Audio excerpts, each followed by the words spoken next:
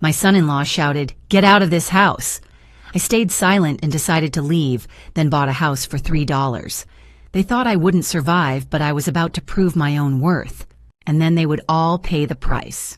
Welcome, everyone. Drop a comment with where you're watching from. I'd love to know. And subscribe if you want to see how this ends. Quick note, names and details have been changed, but the message is real. Now let's go back to that night.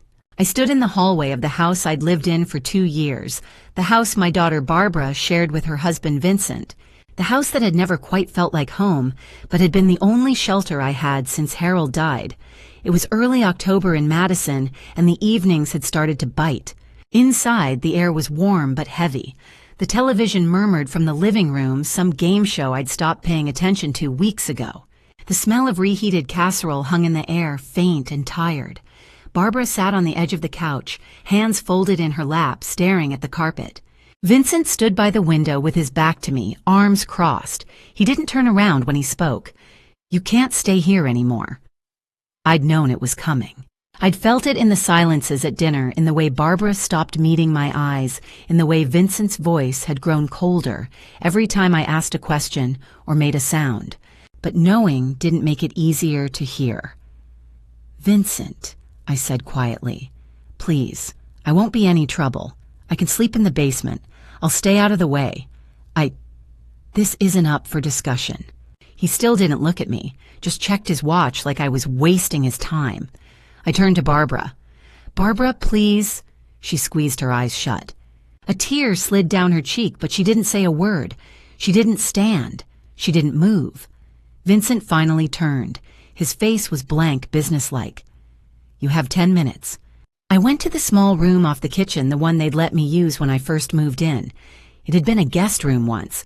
Now it was just a place to keep things they didn't want to see. I pulled the duffel bag out from under the bed. My hands were shaking, but I made myself move. 3 cotton shirts, 1 pair of jeans, a sweater with a hole in the sleeve, underwear, a toothbrush, a hairbrush, my wallet. Inside the wallet, 3 $1 bills. I reached for the photo on the nightstand, Harold in his reading glasses smiling at something I'd said. I tucked it carefully into the front pocket of the bag. I didn't let myself look at it again. When I came back down, Vincent was holding the front door open. Barbara was gone. I heard a door close softly upstairs. I stepped out onto the porch. The October wind cut through my sweater, sharp and clean. I turned back just once, hoping maybe Barbara would come down. Hoping maybe the door would stay open. Vincent closed it. The lock clicked. The porch light went out. I stood there on the sidewalk with my duffel bag and my breath fogging in the cold. I looked down at my hands. The veins raised the skin, thin and loose. 70 years old. 70 years of working, raising a child, burying a husband, surviving. And it had come to this.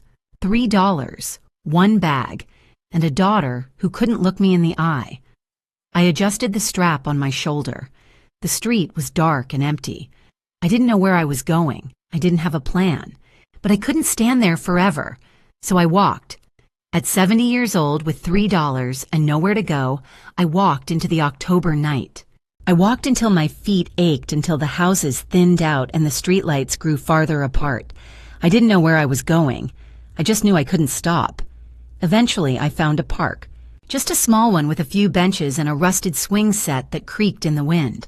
I sat down on the nearest bench, pulled my duffel onto my lap, and wrapped my arms around it like it might keep me warm. It didn't. The cold worked its way through my sweater, through my jeans, through my skin. My fingers went numb first, then my toes. I tucked my hands under my arms and pulled my knees up as close as I could, but it didn't help much. The wind kept coming sharp and relentless, like it was looking for a way in. I thought about Harold, about the way he used to bundle me up before we'd go out to check the traps in the winter. "Layer up, Ruthie," he'd say, "and keep moving. Your body makes its own heat if you let it." So I stood. I paced along the edge of the park, back and forth, back and forth. My knees protested. My back ached. But I kept moving because the alternative was sitting still, and sitting still meant freezing. I don't know how many hours passed. The night stretched on, forever dark and empty. I watched the sky slowly fade from black to deep blue, and finally to the pale gray of dawn. By the time the sun came up, I was so tired I could barely stand. But I was still breathing, still alive. That had to count for something. I left the park when the first joggers started to appear. I didn't want anyone to see me. Didn't want anyone to ask questions. So I walked back toward the center of town, past the coffee shops that were just opening, past the bakery, where the smell of fresh bread made my stomach twist with hunger. I stopped on a corner and opened my wallet. 3 $1 bills. I counted them twice just to be sure. $3, I whispered. What can you even buy with $3? Not much. Not enough. I kept walking. That's when I saw it. The courthouse. A tall brick building with wide stone steps and a bulletin board out front covered in notices and announcements. I don't know what made me stop. Maybe I was just looking for a place to rest. Maybe I was looking for something else. I climbed the steps slowly one at a time and stood in front of the board. Most of the notices were about permits and ordinances and public meetings, but there was one pinned near the bottom that caught my eye. Property auction. County foreclosure abandoned residence near Pierre, South Dakota. Minimum bid $3 auction date. October 12th, 10 a.m. I read it twice. Then a third time. $3. I had $3. My heart beat faster. My hands started to shake, and this time it wasn't from the cold. A house. For $3. It didn't make sense. Houses didn't cost $3. There had to be something wrong with it. Something broken, something dangerous, something that made it worthless to everyone else. But it wasn't worthless to me, because I had nowhere to go. No family that wanted me, no savings, no plan, just $3, and a house that needed exactly that. I stood there on the courthouse steps with the wind pulling at my hair and the morning light creeping across the stone. I didn't know if this was fate or just cruel timing. I didn't know if I was being given a chance or walking into another kind of trap, but I knew one thing. I had $3. The house needed $3. And maybe, just maybe, that meant something. The auction started at 4 o'clock. I'd spent the day walking the streets trying to stay warm, watching the clock. When it was time, I went back. The auction room smelled like dust and old paper. The kind of smell that settles into a building when nothing ever changes, when the same people sit in the same chairs, year after year, watching the same properties cycle through foreclosure and sale. I sat in the back row. There were maybe a dozen other people scattered around the room, most of them men in work boots and flannel flipping through auction catalogs. A few glanced at me when I walked in, but no one said anything. At the front of the room, a woman sat behind a long table stacked with files. She looked to be in her 50s with short gray hair and reading glasses perched on her nose. Her nameplate read Phyllis Crane, County Clerk. She cleared her throat and began reading from a list, her voice flat and practiced. Lot 14. Residential property foreclosed 2016. Located approximately 4 miles outside Pierre, South Dakota. Structure abandoned, no utilities, sold as is. Minimum bid $3. She looked up, scanning the room over the top of her glasses. Do I have a bid? Silence. I felt my heart hammering in my chest. My hand was shaking so badly I had to steady it with the other one, but I lifted it anyway. $3. Every head in the room turned. Phyllis looked at me for a long moment. Her expression didn't change, but something flickered in her eyes. Not pity exactly, maybe recognition, maybe respect. $3, she repeated. Do I have any other bids? More silence. A man in the second row whispered something to his neighbor. I caught the words, poor thing, and shame. Phyllis waited the full 30 seconds, her pen poised over the ledger. Hearing no further bids sold to the woman in the back for $3. She gestured me forward. I stood on legs that felt like they might give out and walked to the front of the room. Phyllis slid a form across the table and handed me a pen. Sign here and here. I signed. My handwriting looked shaky and old. Phyllis stamped the form, then pulled a certificate from a drawer and filled it out by hand. She slid it across the table to me, along with a carbon copy. That'll be $2 for the processing fee. My stomach dropped. I opened my wallet, took out 2 of my 3 remaining dollars, and set them on the table. Phyllis took them without comment and tucked them into a cash box. I stood there, holding the certificate, staring at the embossed county seal and the words, Ruth Brennan, owner. $1 left. $1 and a house I'd never seen. Phyllis looked at me over her glasses again. This time her voice was a little softer. "Good luck, Mrs. Brennan." I nodded. I didn't trust myself to speak. I folded the certificate carefully and tucked it into the inside pocket of my coat, right next to the photo of Harold. Then I walked out of that courthouse into the late afternoon air. The sky had turned gray. The wind had picked up colder than it had been that morning. I could smell it in the air, the kind of cold that meant snow wasn't far behind.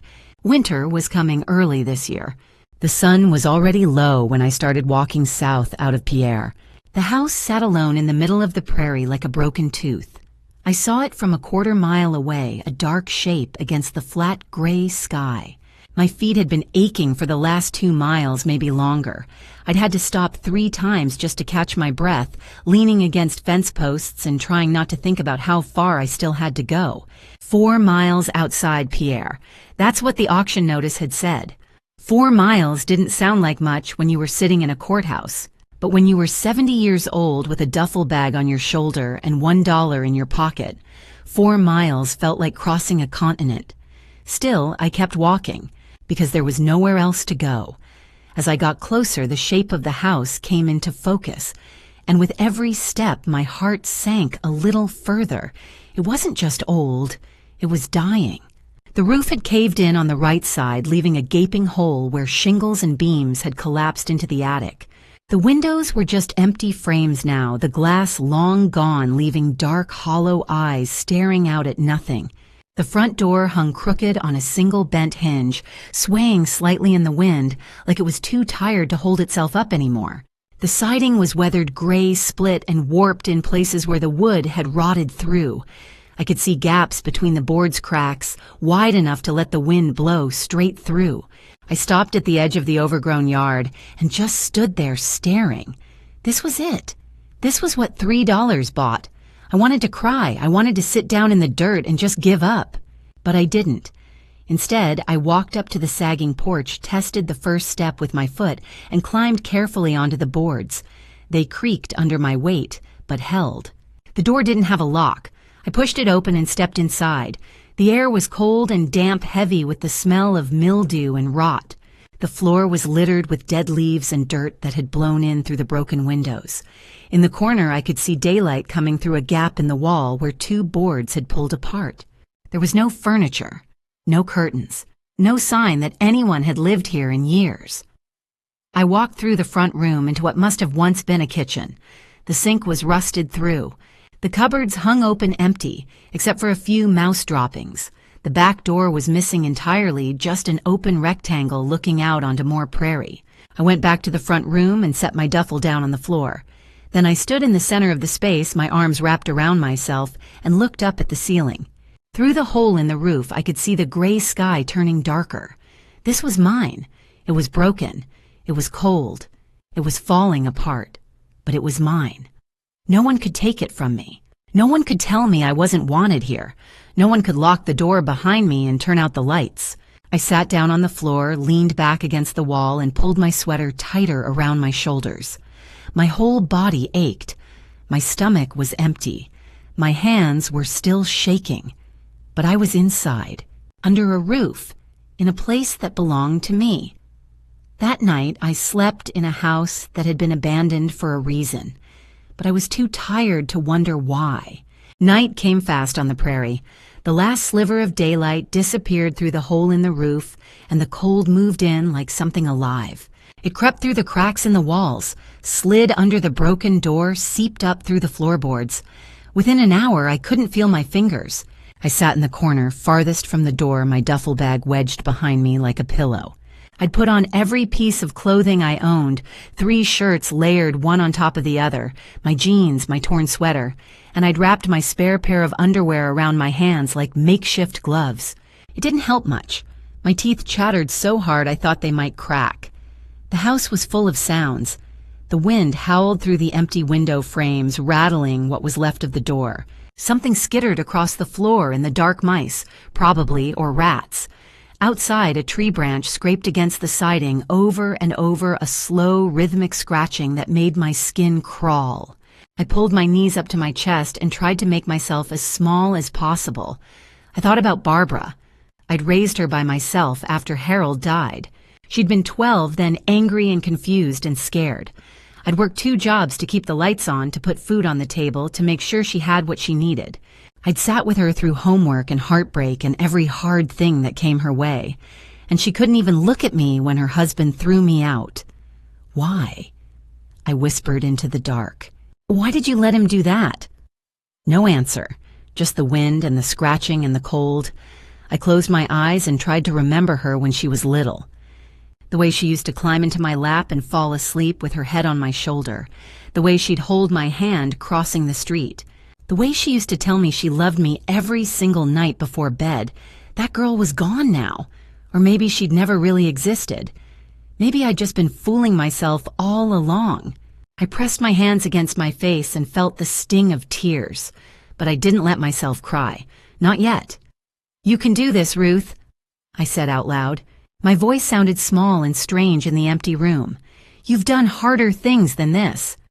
I'd buried a husband at 42 and kept going. I'd raised a child alone and kept going. I'd survived 68 winters before this one. I could survive one more night.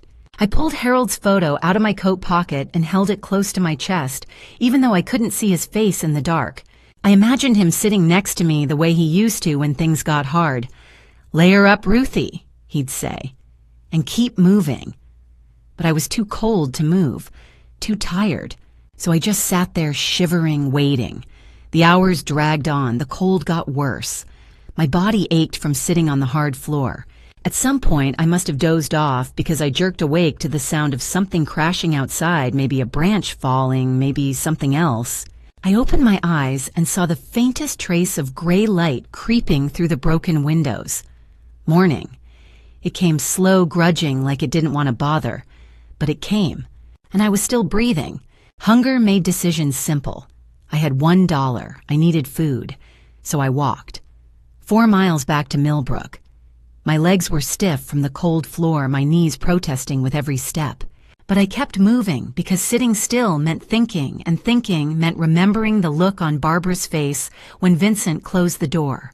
The town was small, just a handful of blocks clustered around a main street, a hardware store, a post office, a diner with a faded sign that read, Millie's. I stood outside the diner for a long time staring at the menu taped to the window. Eggs and toast, $4.50. Coffee and a muffin, $3.25. Oatmeal, $2.75. I had $1. Not enough for anything. I turned away before anyone inside could see me staring. Across the street, a small shop caught my eye. The sign above the door read Porter's Fabric and Notions in faded gold letters. Through the window, I could see bolts of cloth stacked on shelves, and more importantly, I could see warmth, light. A place to sit for a few minutes without anyone asking questions. I pushed the door open. A bell chimed softly overhead. The shop smelled like cotton and old wood. It was warm, blessedly, wonderfully warm. I stood just inside the door, letting the heat sink into my bones. "Can I help you?" I looked up. A woman stood behind the counter, maybe 65 or 70, with short silver hair and sharp blue eyes. She wore a cardigan over a flowered blouse, and she was looking at me with the kind of expression people use when they're trying to decide whether to be kind or call the police. "I'm sorry," I said quickly. I needed to warm up for a minute. I'll go." "You're the one who bought the Harper place." It wasn't a question. I nodded slowly. "Yesterday." She studied me for a long moment. I could see her taking in the worn sweater, the duffel bag, the way my hands were shaking, even though the shop was warm. "For $3, she said. "Yes, ma'am." Another silence. Then she turned and walked to the back of the shop. I thought maybe she was going to tell me to leave, but instead she returned with a bundle in her arms, a roll of heavy canvas fabric, and a coil of thick rope. She set them on the counter. "You're going to need these," she said. I stared at the bundle. "I don't have any money." "I didn't ask for any." I looked up at her confused. She met my eyes, and for the first time her expression softened just a little. "The Harper place has been empty for 8 years. The roof's got a hole in it the size of a truck. You can't survive a South Dakota winter in that house without covering that hole. My throat tightened. I didn't know what to say. She pushed the bundle across the counter toward me. Take it, and come back if you need anything else. I picked up the canvas and the rope. They were heavier than I expected. My arms shook under the weight, but I held on. Thank you, I whispered. She nodded once. What's your name? Ruth Brennan. Gladys Porter. She gestured toward the door. Go on now, you've got work to do. I walked out of that shop with the canvas tucked under my arm and the rope looped over my shoulder. The weight of it pressed into my side with every step, but I didn't mind. It wasn't the fabric or the rope that felt heavy. It was the meaning of it. Someone had seen me. Someone had helped me. I wasn't completely alone. I'd never rebuilt a house, but I'd sewn torn dresses, patched holes in socks, fixed broken chairs. I knew how to look at something broken and figure out where to start. I stood in the middle of the front room and asked myself the only question that mattered. What's dangerous? What can wait? The hole in the roof? Dangerous. The broken windows?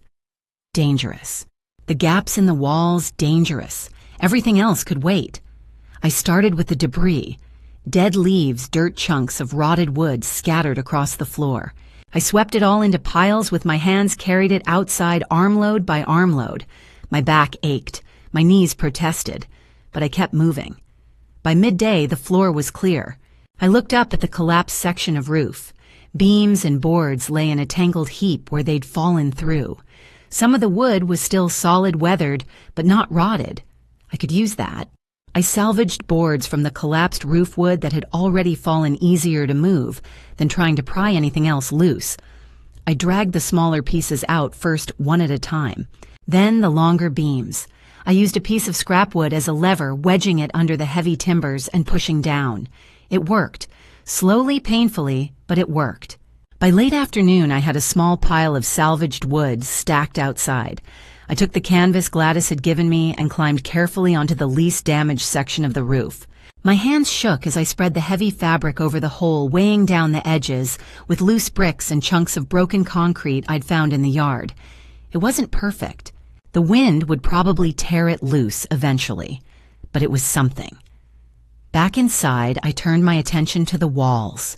The gaps between the boards let the wind blow straight through. I tore strips from the leftover canvas, just small pieces, and stuffed them into the worst cracks. I didn't have nails yet, so I wedged the fabric in tight with slivers of wood. My fingers were stiff and sore. The arthritis in my knuckles flared with every movement, but I kept working. 2 hours on, 1 hour off. That was the rhythm I found. Work until my body screamed. Rest until I could stand again, then work some more. I rationed my energy the way I'd ration the $3, carefully, deliberately, nothing wasted. By the time the sun started to set, one corner of the room looked different. The wind didn't howl through it anymore. The floor was clean. The worst of the cold was blocked. I sat down in that corner, my back against the wall, and unwrapped the last piece of day-old bread I'd bought 3 days ago. It was hard and stale, but I chewed it slowly, making it last. Outside, the prairie stretched flat and empty in every direction. The sky was turning pink and orange, the kind of sunset Harold used to love. I thought about Barbara, about the warm house in Madison, about the casserole smell and the television murmur and the locked door. Then I looked around at the broken walls, the patched cracks, the canvas flapping gently overhead.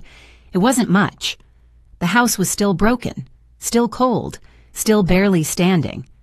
But it was mine, and that was enough. A week passed, then another. The Simmons farm sat a mile down the road, neat and solid against the flat prairie horizon. I didn't know anyone lived that close until the morning I heard the truck. I was outside struggling with a piece of rotted timber I'd pried off the side of the house. It was longer than I was tall and twice as heavy as it looked. I'd been trying to drag it away from the foundation for 20 minutes, my back screaming, my hands blistered. The truck slowed, then stopped. An older man climbed out, maybe 70, with white hair under a faded cap and the kind of weathered face that came from decades of outdoor work. A woman sat in the passenger seat watching through the windshield. "You need a hand," he called. I straightened up, wiping my forehead. I can manage.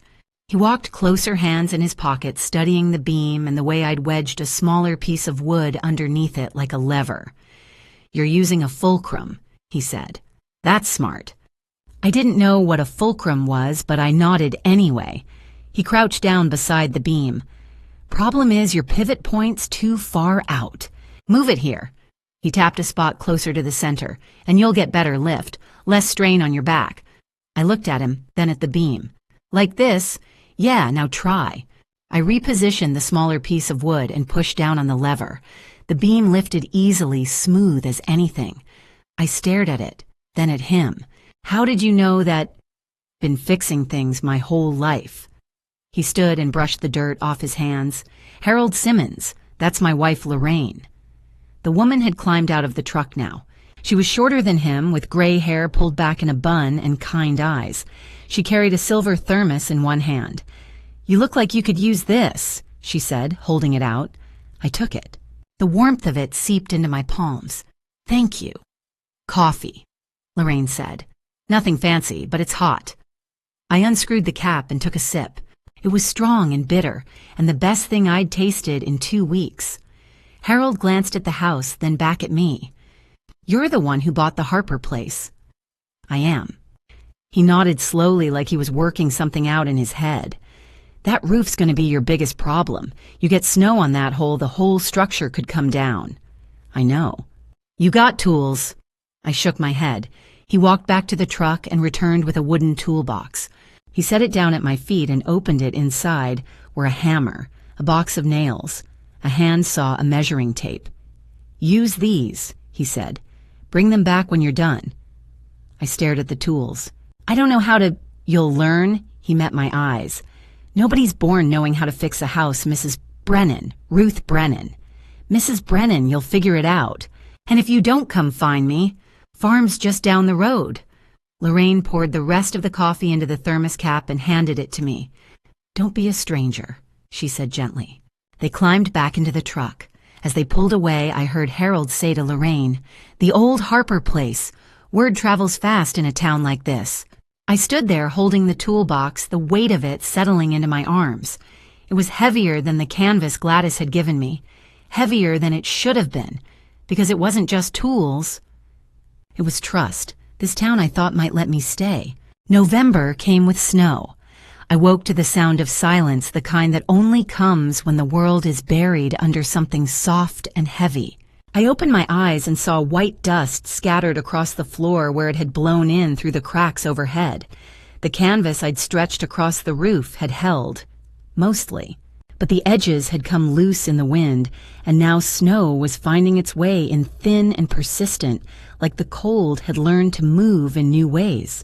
I sat up, my breath fogging in the air, and wrapped my arms around myself. Winter wasn't going to wait. I pulled on my sweater, still damp from the day before, and stepped outside. The prairie was white as far as I could see, the sky low and gray. The temperature had dropped overnight. I could feel it in my joints, in the stiffness of my fingers, in the way my lungs burned with every breath. I couldn't afford to wait anymore. I'd found a few scraps of plastic sheeting in a trash pile behind the post office 2 days earlier, torn and dirty, but still intact. I'd folded them carefully and brought them back. Now I dragged them out and climbed the wooden ladder I'd propped against the side of the house. My knees protested with every step. The arthritis flared hot and sharp, but I gritted my teeth and kept climbing. At the top, I leaned out over the edge of the roof and pulled the loose corner of the canvas back into place. The wet snow clung to my coat, soaking through the fabric. This cold was different from before. It wasn't just sharp and biting, it was damp. It clung to you. It seeped in and wouldn't let go. I layered the plastic sheeting over the canvas, weighing it down with more bricks. My hands were shaking so badly I nearly dropped one. It slipped from my grip and tumbled off the edge, hitting the ground below with a dull thud. I froze, my heart pounding. One wrong move, and that could be me. I climbed down, slowly testing each rung before putting my weight on it. When I reached the ground, my legs were trembling. I sat down hard in the snow, my back against the house, and tried to catch my breath. The snow kept falling, soft, steady, relentless. I looked out at the white prairie, at the gray sky, at the house that was barely holding together. I might not make it through this, I whispered. The words hung in the cold air, visible for a moment before they disappeared. I thought about Barbara, about the warm house in Madison, about what it would feel like to just stop, to lie down in the snow and let the cold take over. It would be easy. But easy wasn't a choice I had. I'd spent 70 years doing hard things, burying a husband, raising a child alone, surviving when survival didn't seem possible. I wasn't going to stop now. I pushed myself up off the ground, my knees screaming in protest. I picked up the ladder and leaned it back against the house. Then I climbed, one rung at a time. Morris Becker didn't trust people easily. That's what Gladys told me when she mentioned his name. He's a good man, she'd said, but he's been burned before. He'll test you. I didn't expect him to show up at my door 2 days later. He drove up in a dusty pickup parked in the yard and sat there for a long moment just watching. I was outside trying to reinforce the porch steps with scraps of wood. My hands were raw, my knuckles swollen, but I kept working. Finally, he climbed out. "You're the woman who bought this place," he said. Not a question. "I am." He looked at the house, then at me. His face was weathered and hard, the kind of face that didn't give anything away. "I need a barn door fixed," he said. "You know how to do that." I hesitated. I'd watched Harold fix a dozen doors over the years. I'd held the wood while he measured, handed him nails, learned by watching. But I'd never done it alone. "I can try," I said. His expression didn't change. "I don't pay people to try." Worry, I met his eyes. "Then I'll do it." He studied me for another long moment. Then he nodded.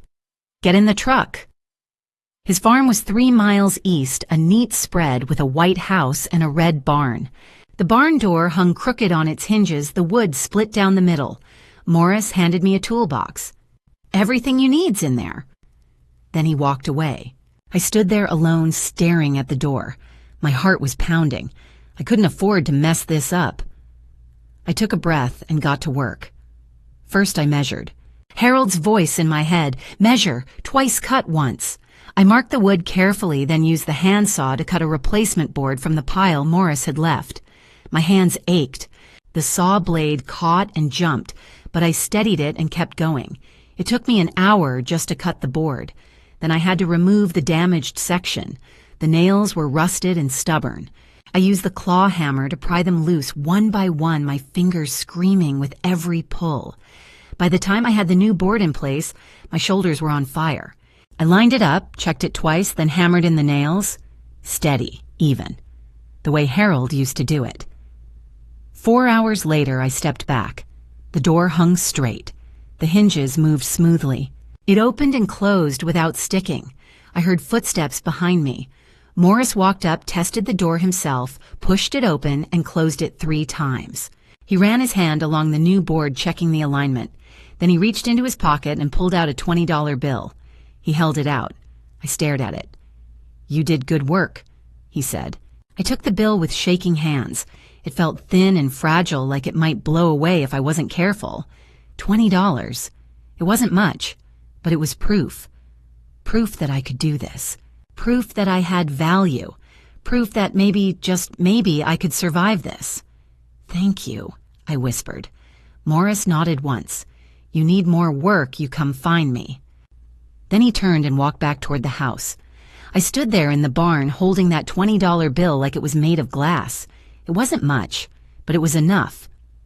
December turned brutal. The temperature dropped to 20 below zero. The kind of cold that didn't just bite, it attacked. It was a physical thing, relentless and mean, pressing against the walls, seeping through every crack, stealing the warmth from your body even when you were layered in every piece of clothing you owned. I woke before dawn every morning to clear snow off the roof. If I let it pile up, the weight could bring the whole structure down. So I climbed the ladder in the dark, my breath freezing in the air, and shoveled until my arms gave out. The arthritis in my wrists flared with every movement. Each time I gripped the shovel, pain shot up through my hands like fire. But I couldn't stop. Stopping meant dying. Food was running low. I'd spent 10 of the $20 Morris gave me on supplies, a bag of dried beans, a loaf of bread, a can of soup. I rationed it carefully. Watery soup in the morning, a slice of bread at night. My stomach cramped with hunger, but I made it last. The house was never warm. The canvas and plastic I'd patched over the roof kept most of the snow out, but the cold came through anyway. At night, I huddled in the corner with every piece of fabric I owned wrapped around me, shivering until my body finally gave in to exhaustion. Some mornings I woke up and couldn't feel my feet. I'd rub them, press them against the floor, try to work the blood back into them. It took longer every time. One afternoon, I heard a knock at the door. I opened it to find Gladys standing on the porch, a wool blanket folded in her arms. She'd been stopping by every few days since the snow started, always with something: a thermos of soup, a pair of old gloves, a bundle of firewood she said she didn't need anymore. We both knew she was lying, but I never said it out loud. "You're stubborn," she said, holding out the blanket. I took it, my hands shaking.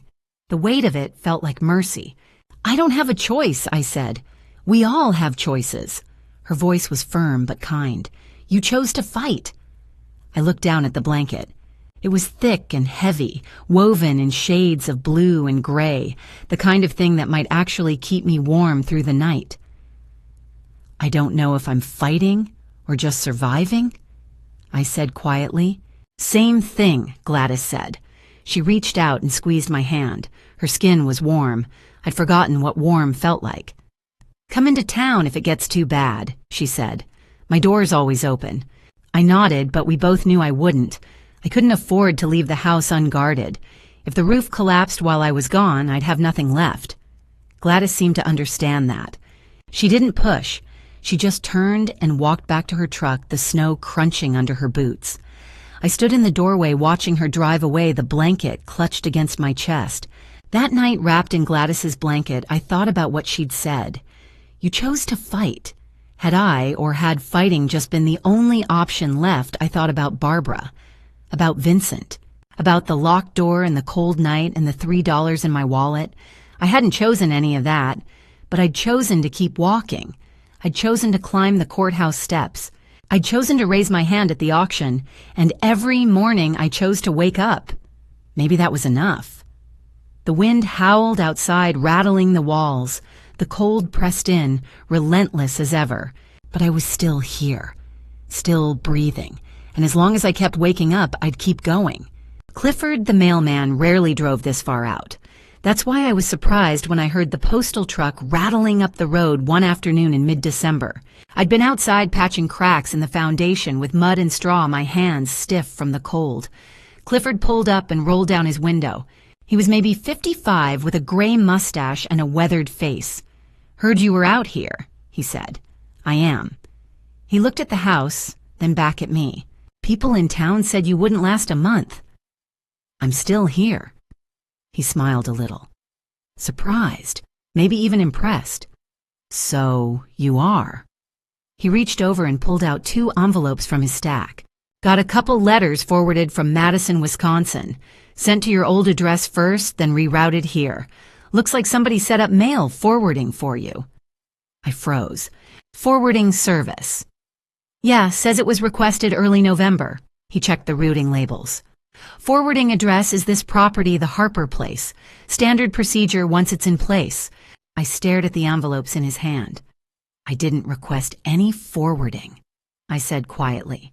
Clifford frowned. "Well, somebody did. Had to be someone who knew you were here." My throat tightened. "When were these originally sent?" I asked. Clifford checked the postmarks. Bank letters dated November 18th. Insurance one came a few days after. November 18th. Just 3 weeks after Vincent had thrown me out. He held them out. I took them slowly, my hands shaking. The first envelope was from First National Bank of Madison. The second from Midwest Life Insurance Company. "Everything okay, Mrs. Brennan?" I didn't know how to answer. "I'm not sure," I said. He nodded slowly. "Well, if you need anything, post office is open till 4. Phone's there, too, if you need to call someone." "Thank you." He tipped his hat and drove off. I stood there in the snow, holding the 2 envelopes. The bank, the insurance company. Why would they be writing to me? I walked back inside and sat down in the corner where I slept. I set the envelopes in front of me on the dirt floor. The auction had been public. Anyone could have looked up the records. And people talk, especially in small towns. A 70-year-old woman buying a condemned house for $3, that was the kind of story that spread. If someone in Madison had heard about it, if Barbara had heard, she would have known exactly where I was. And if she knew, she'd want to make sure nothing tied her to me anymore. No mail coming back to the house in Madison. No questions. No paper trail. So she'd forwarded it all here. To me. To this broken house in the middle of nowhere. Not out of kindness, out of fear. She wanted to cut me off completely. I stared at the envelopes. The paper was crisp and white and official looking. I should open them. I needed to know. But I didn't move. Because once I opened them, I couldn't unknow whatever was inside. And right now, I was still just a woman surviving in a broken house. Still fighting. Still breathing. Whatever was in these letters could take that away. So I set them down. Carefully. Not forever. Just for now. I'd open them when I was ready. But not yet. I opened the first envelope after the sun went down. I'd been sitting near the makeshift stove I'd built from an old metal drum, feeding it scraps of wood to keep the small fire going. The heat barely reached beyond a few feet, but it was enough to take the edge off the cold. I held the envelope from the bank in my hands for a long time before I finally tore it open. The letter inside was short, professional, typed on official letterhead. Dear Estate of Ruth Brennan, we are deeply sorry for your loss. According to the death certificate filed on November 15, 2024, your account has been closed per standard procedure. The remaining balance of $12,847 has been transferred to the listed beneficiary Barbara Drummond, as per your account instructions. Please contact us if you have any questions. Sincerely, First National Bank of Madison. I read it once. Then again. Then a third time. The words didn't change. Death certificate. November 15th. Barbara Drummond. My hands started to shake. I set the letter down and picked up the second envelope. My fingers fumbled with the seal. It took me 3 tries to tear it open. This one was from the insurance company. Dear Ms. Drummond, we are writing to confirm that your life insurance claim has been approved. The policy held by Ruth Brennan in the amount of $50,000 has been paid in full to you as the sole beneficiary. Our condolences on your loss. I let the letter fall from my hands. $50,000. $12,000 more from the bank. I sat there staring at the papers scattered on the floor in front of me and felt the world tilt sideways. They'd declared me dead. Barbara and Vincent had filed a death certificate. They'd closed my bank account. They'd collected my life insurance. And I was sitting here 400 miles away, freezing in a broken house, still very much alive. Vincent must have rushed the paperwork. He'd wanted that money badly enough to forge documents to lie to the bank, to the insurance company, to everyone. I pressed my hands against my face. I wasn't just cast out. I wasn't just abandoned. I was erased. On paper, Ruth Brennan didn't exist anymore. I thought about Barbara, about the tears on her face that night, about the way she couldn't look at me. Had she known? Had she helped him do this? Or had Vincent done it alone and she'd just let him? I didn't know which was worse. I sat there for a long time, the fire crackling softly in the drum beside me, the cold pressing in from all sides. They hadn't harmed me with a weapon. They hadn't harmed me with force. They'd harmed me with paperwork and lies, and somehow that felt worse, because it meant they'd planned it. They'd sat down together, maybe at the kitchen table, maybe in the living room where Barbara used to sit and stare at the carpet, and they'd decided that I was worth more dead than alive. $62,000. That's what my life was worth to them. I pulled my knees up to my chest and wrapped my arms around them, staring at the letters on the floor. I was dead, but I was still breathing. For 2 days after I opened those letters, I barely moved. I lay in the corner where I slept, wrapped in Gladys's blanket, staring at the wall. The fire in the metal drum went out. The cold crept back in. I didn't care. I didn't eat, didn't drink, didn't work. I just lay there. I thought about Barbara when she was small. The way she used to curl up in my lap when she was scared, the way I'd sit up all night when she had a fever, pressing cool cloths to her forehead, singing softly until she fell asleep. I remembered the day she graduated high school, the way she'd hugged me so tight I could barely breathe, the way she'd whispered, "I couldn't have done it without you, Mom." I'd given her everything, and she'd taken everything from me. Why would she do this? The question circled in my head over and over, but there was no answer. Or maybe there was, and I just didn't want to see it. $62,000. That was the answer. That was what I was worth to her. On the third day, I heard a knock at the door. I didn't get up. The door creaked open. Footsteps on the floor. Ruth Gladys. She came over and knelt down beside me. I felt her hand on my shoulder, warm even through the layers of clothing. "What happened?" I didn't answer. I just pointed at the letters still lying on the floor where I'd dropped them 3 days ago. Gladys picked them up. I watched her face as she read. Watched the color drain from her cheeks, watched her mouth tighten into a thin line. "Oh, Ruth."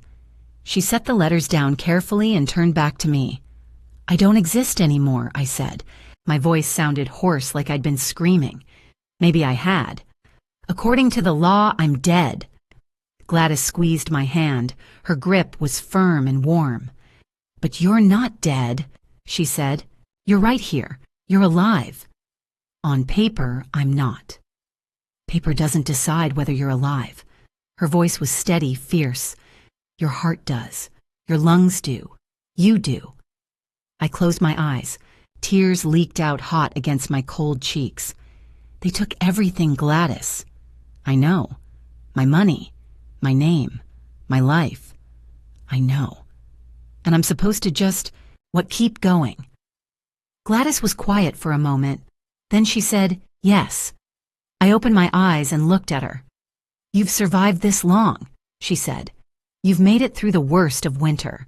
You've fixed this house with your bare hands. You've proven you can live when everyone said you'd die. That was before I knew. It doesn't matter what you know now." She leaned closer. "Ruth, you're still breathing.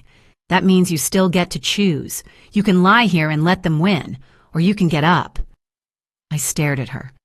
"Get up," she said again, "and fight back." She helped me to my feet. My legs were weak.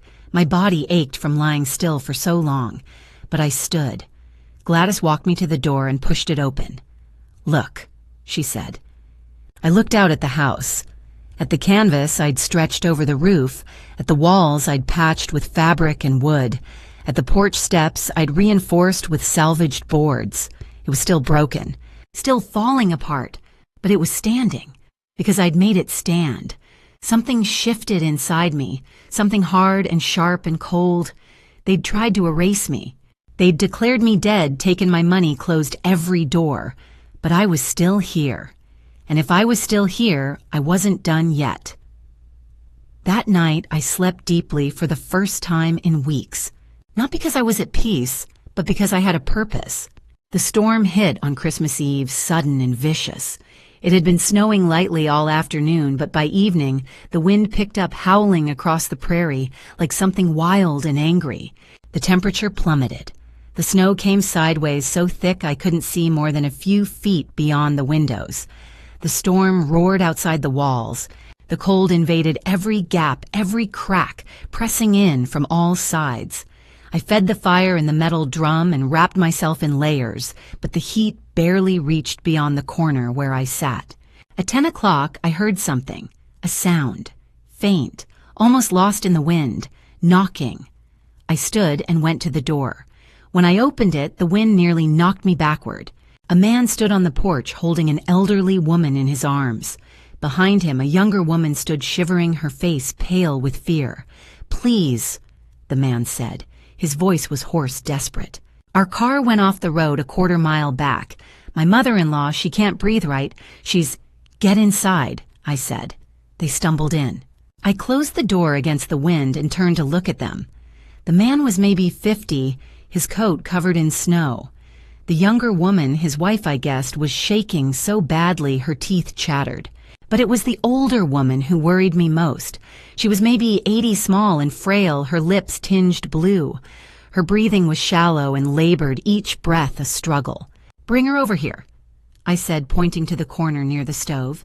The man, Roland, he said his name was, carried her over and laid her down gently. His wife, Diane, knelt beside her.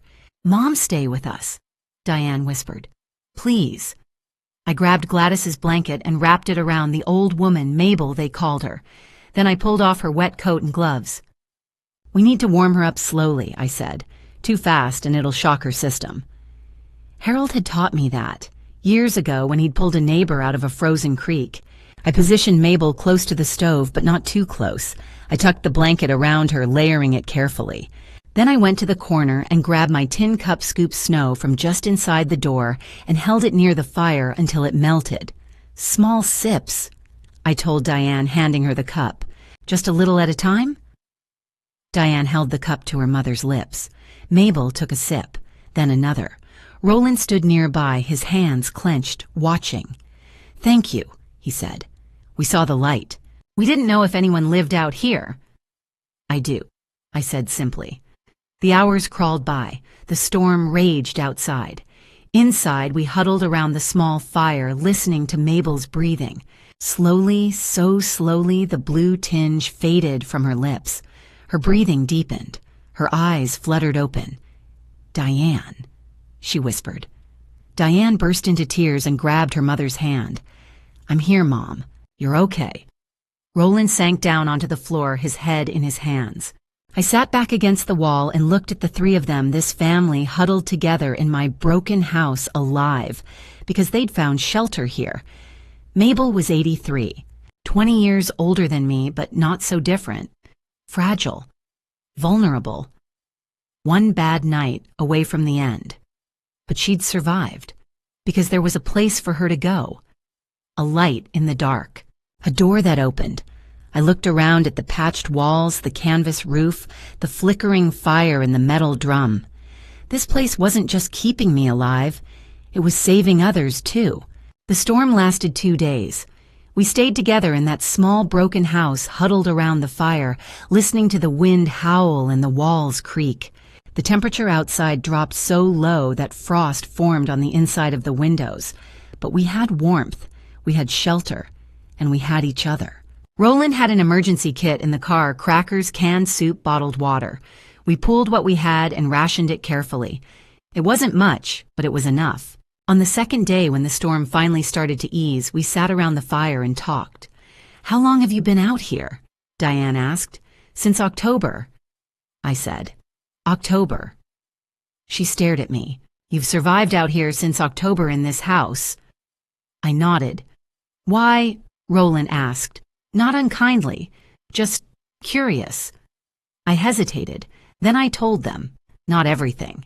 Not about the death certificate or the stolen money, but I told them about Vincent, about being thrown out at 70 years old with $3 and nowhere to go, about buying the house at auction, about learning to survive. When I finished, Diane was crying. "At 70, she whispered, "and you made it through all this." Mabel, who'd been quiet most of the day, reached over and took my hand. Her grip was surprisingly strong. "We're the same, you and I," she said. Her voice was soft but steady. "Stubborn old women who don't know when to quit." I looked at her. This woman who'd come so close to dying 2 nights ago, and I smiled. "I guess we are." She squeezed my hand. "Thank you for not letting me die in the snow. Thank you for giving me a reason to keep the light on." Roland cleared his throat. When I looked at him, his eyes were wet. "We're going to tell people about you," he said. "About this place, about what you've done here." "I don't need fame," I said quickly. "It's not about fame." He leaned forward. "It's about hope. People need to know that hope is real, that someone can lose everything and still survive, still build something." I didn't know what to say to that. The next morning, the storm had passed. The sky was clear and painfully blue. Roland dug their car out of the snow, and after 2 hours of work, he got the engine started. They were getting ready to leave when Roland pulled something from his pocket, $100 bill. "For firewood," he said, holding it out. "And food, whatever you need." I stepped back. "I can't. You saved my mother-in-law's life," Diane said.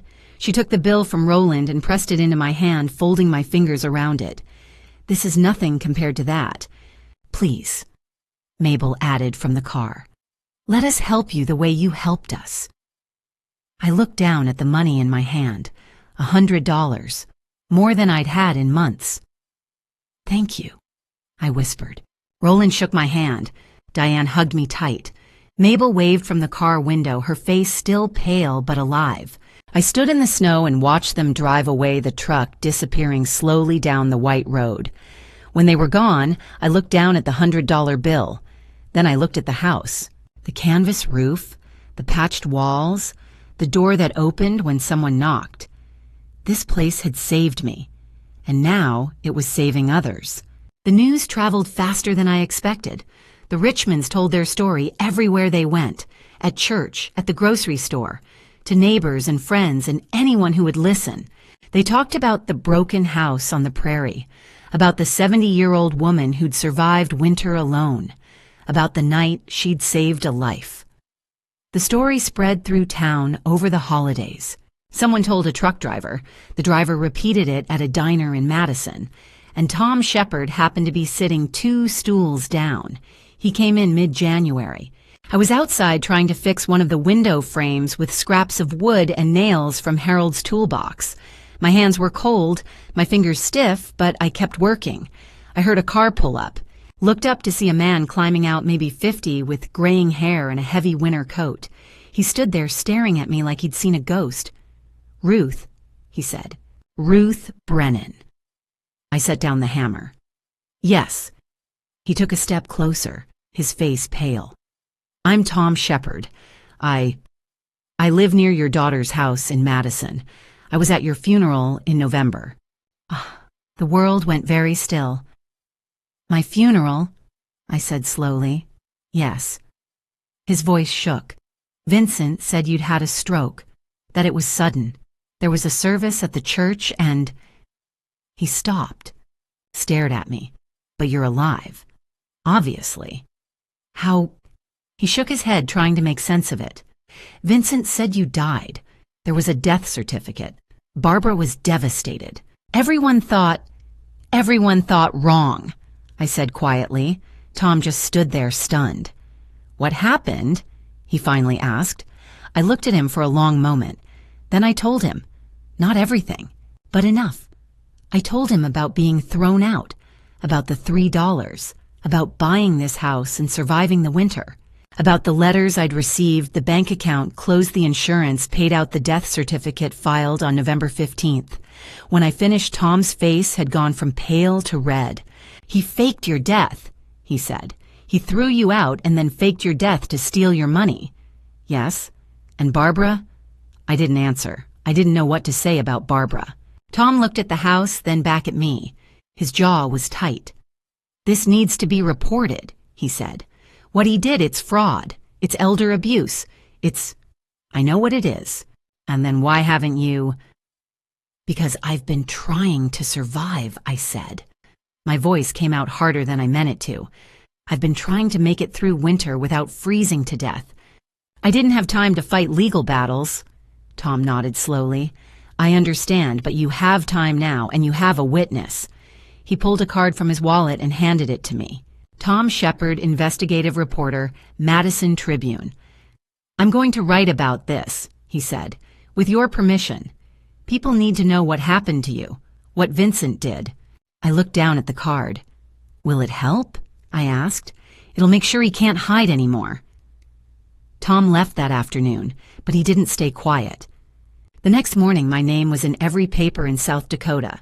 "Woman declared dead, found alive in abandoned house." The media storm brought more than attention. It brought the law. Police investigated, found the forged death certificate, found the bribe doctor, found the bank records and insurance claims. Vincent tried to run. They caught him at the Canadian border. Barbara collapsed when police came to her door. The trial was in late February. Vincent sat cold and expressionless. He denied everything, said I'd abandoned them, that he'd acted in good faith. Barbara testified, her voice shaking. I didn't know he forged it. He said she died naturally. I believed him. The judge turned to me. Mrs. Brennan, do you wish to press charges against your daughter? Silence. I looked at Barbara. She stared at the floor, tears streaming. I thought about the little girl who used to hold my hand, the woman who'd been too weak to stand up to her husband. No, I said. But I want Vincent Drummond prosecuted to the fullest extent. Vincent got 10 years. Barbara got 500 hours of community service and full restitution. After sentencing, Barbara found me in the hallway, dropped to her knees. Mom, I'm so sorry. I didn't hug her, not yet, but I put my hand on her head. You're still my daughter, but I need time. When I got home, Gladys was there. Harold and Lorraine, Morris, Clifford, all waiting on the porch. They didn't ask questions. They'd lived through it with me. Spring came. I turned 71. The house still wasn't perfect. The roof leaked. The floor creaked. The walls were patched. But it stood. People came sometimes, reporters, strangers, but mostly just folks from Millbrook. Gladys brought fabric, Harold brought tools, Lorraine brought food. They called me Ruth, and that was enough. Years later, someone asked how I survived. I was angry, I said. They tried to erase me, so I had to prove I couldn't be erased. But anger only gets you so far. What kept me alive was waking up every morning and proving something to myself, that I was worth more than $3, worth more than a paper saying I was dead, that I was worth fighting for. The house still stands. If you drive past at night, you'll see a light in the window. I keep it on, always. Not for me. For anyone who's been told they don't matter, the erased ones, the ones with nothing but $3 and a choice. The light says, you can survive this. So here's my question. If you were me, 70 thrown out with $3, declared dead, what would you do? Give up or find a broken house and make it yours? Is there a $3 house in your life? Something broken, forgotten, but still worth a chance. If this moved you, subscribe for more stories about human courage. Because survival isn't about what you have. It's about what you refuse to let go of. Looking back, I see clearly now what I couldn't see then. This family drama story taught me that blood doesn't always mean loyalty, and a locked door doesn't mean the end. If you're listening to my grandma's story and thinking it could never happen to you, don't be so sure. Don't wait until you're invisible to prove you matter. Don't let anyone convince you that your worth has an expiration date. God gives us tests we don't ask for. When Vincent threw me out, I asked God why. But I learned that God doesn't save us from the storm. He teaches us to stand in it. Every frozen morning, every board I hammered was proof that God doesn't abandon the forgotten. He lights a path even when the world goes dark. When that family knocked on Christmas Eve, I understood God didn't save me from something. He saved me for something. This family drama story isn't just mine. It's a family drama story whispered in nursing homes everywhere. Every grandma's story of an elder pushed aside, every person told they're no longer useful. The lesson: your value isn't measured by what others take. It's measured by what you refuse to let them steal your dignity, your will, your breath. If you find yourself with $3 and a choice, remember, broken things can still stand. Sometimes the smallest light saves the most lives. I've shared my grandma's story with you tonight. If it stirred something in your heart, leave a comment with the number 2. It tells me you made it to the end. Please subscribe for more true-to-life stories like this. And if you know someone who needs to hear this, that they're worth fighting for, share it with them. Sometimes one story changes everything. God bless you and thank you for listening.